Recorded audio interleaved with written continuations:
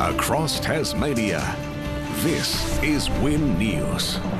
Tonight, the Treasurer unveils the plan he says will drive Tasmania into a golden age. The budget is being hailed a win for business, but one that fails to invest in people. And the Prime Minister wraps up a whirlwind visit to Tasmania.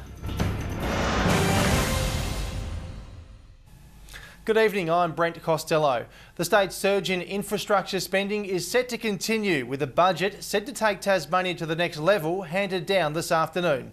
And for a third straight year, the Liberal government is forecasting a steady surplus. Jake Keating begins our coverage. Thanks, Brent. Well, it is a budget described by the Treasurer himself as the best we've ever seen, with every commitment made in the lead up to the election funded in this very document, including $212 million for health. It includes the start of the $87 million upgrade of the Launceston General Hospital and 25 mental health beds in southern Tasmania. There's also been $20 million set aside for elective surgery next year, as promised. This is a very good budget for Tasmania. It ticks all of the boxes that we set out to tick. More than $1.1 billion will be spent on roads and bridges, with $316 million of that in the first year, including the beginning of the Greater Hobart Traffic Vision and the start of a roads package to support the state's visitor economy. There is funding for 2 new schools in Brighton and Legana, and more than $16 million will be spent on extending high schools through to Year 12. There is money for a southern remand centre and $45 million towards a new northern prison. Sophie Currell has more. It's being touted as a budget to take Tasmania to the next level, but there are fears some will be left behind. $161 million surplus when people don't have a home to call their own is not good enough. Sophie Currell, Win News. And I spoke with Treasurer Peter Gutwin a short time ago, just hours after he handed down his 5th state budget, the first since his government was re-elected. Thanks for your time, Treasurer. The Premier has described this as your best budget yet. Well, this budget is in the best shape that a budget's been in, and this is a budget that will deliver on all of the key indicators, but importantly it'll take Tasmania to the next level. You say Tasmania is on the cusp of a golden age. How will your plan take the state to the next level? Well, this budget invests record amounts into infrastructure, into health, into education, into roads and bridges. Thanks for your time, Treasurer, on what has no doubt been a very busy day. Thank you. It was a busy day for our politicians, with the Prime Minister also visiting Tasmania today. Like the state budget, infrastructure and health spending was the focus of Malcolm Turnbull's whirlwind trip around the state. It was a chilly start to the day for the Prime Minister. Malcolm Turnbull confirmed complete state and federal funding for the new $575 million Bridgewater Bridge. Holly Monnery, Win News. A 29-year-old man has pleaded not guilty to trafficking major quantities of cocaine and ecstasy into the state and possessing stolen firearms and ammunition. Mitchell John Campbell faced the Hobart Magistrates Court today, less than 24 hours after being extradited from Queensland. Flanked by police officers, 29-year-old Mitchell John Campbell touched down in Hobart last night after being extradited from Queensland. Olivia Hicks, Win News. A group of West Hobart residents are angry over plans to build a 4G mobile tower on Hill Street. They say it poses a significant health risk to homes in close proximity to the antenna. I'm just very concerned about having that antenna right outside my house, 3 metres from my bedroom window, and being exposed to constant EMF radiation in my own home. Independent MP Andrew Wilkie is calling for tighter regulations to prevent telecommunication companies from building towers in residential areas. Stay with us. Ahead on Win News, the Hobart business recycling old cooking oil to make sustainable diesel, and a look behind the scenes of some of this year's dark Mofo installations.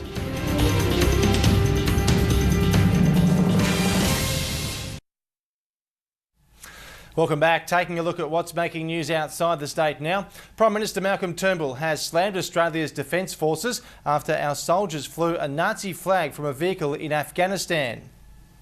A blow for Rebel Wilson, with her record $4.5 billion defamation payout from Bauer Media knocked down to $600,000 on appeal. And the high-flying Uber idea to swap wheels for wings. Research by a Tasmanian scientist has revealed catastrophic disintegration of Antarctic ice shelves is linked to storm-drive ocean swells. Dr Rob Massam says reduced sea ice coverage since the late 1980s has seen the ice shelves increasingly exposed to ocean swells, causing them to flex and break. As the Dark Mofo hype ramps up, performers are busy rehearsing while the finishing touches are being put to the annual winter feast. As Ainsley Kosh found out, it's once again expected to be a major draw card for the event. It's promising to be one of Dark Mofo's most eclectic installations. Viewers will be wowed by the new Invisible House exhibition, which has been described as a frenzied celebration of art and science. We're exploring the boundaries of consensus reality. Well, sports up next with some big outs ahead of this weekend's round of the Tasmanian Netball League. Also tonight, Tasmanian Tim Payne suffers a loss in his first match in charge of Australia's one-day team.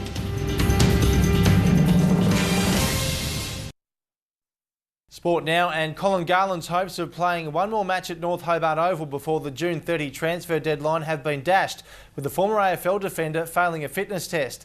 Meanwhile, Clarence isn't getting ahead of itself ahead of this weekend's top-of-the-table clash against North Launceston. It was a big win over Launceston, but the Roos celebrations were short-lived. We enjoyed it on Saturday night, but we really got into recovery Sunday and then focus on North Launceston this weekend. Karana has had an interrupted build-up to its Tasmanian Netball League match against Cripps tomorrow night, with the team's coach and assistant coach both calling it quits. And it's not all smooth sailing for their opponents either, with one of their veterans suffering a season-ending injury. Sophia Cole won't play another game this year after hurting her ankle. Soph brings a lot of experience and drive into the team, so we'll really miss having her. But she's on the sidelines coaching us this year, so it's still really good to have her on board. And that's it for sports. Stay with us. Your weather is next.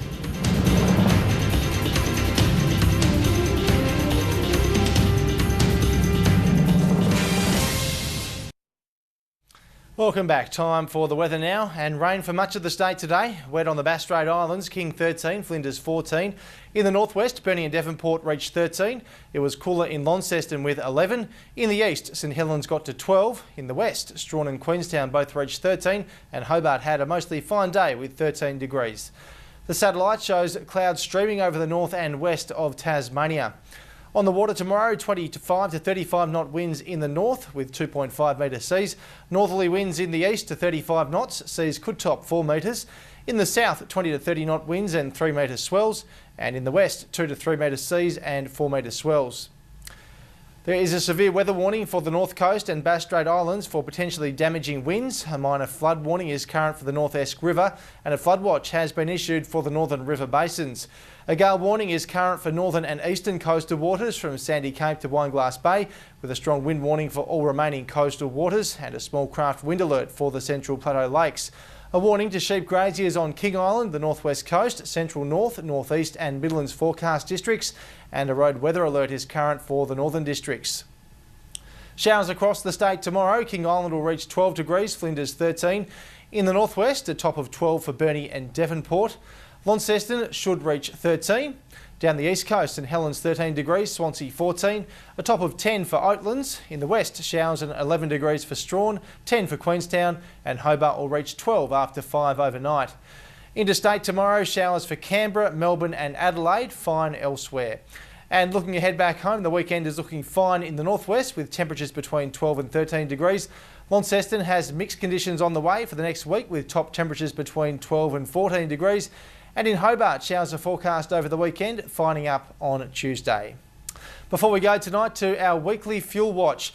Earlier today, drivers were paying $1.53.9 a litre for regular unleaded at Lauderdale. It was slightly dearer across at Claremont and at Hagley in the state's north, while BP in Devonport was the pick in the state's northwest. And that is Win News for this Thursday. To keep up to date, you can follow us on social media. I'm Brent Costelloe. Have a great evening. Good night.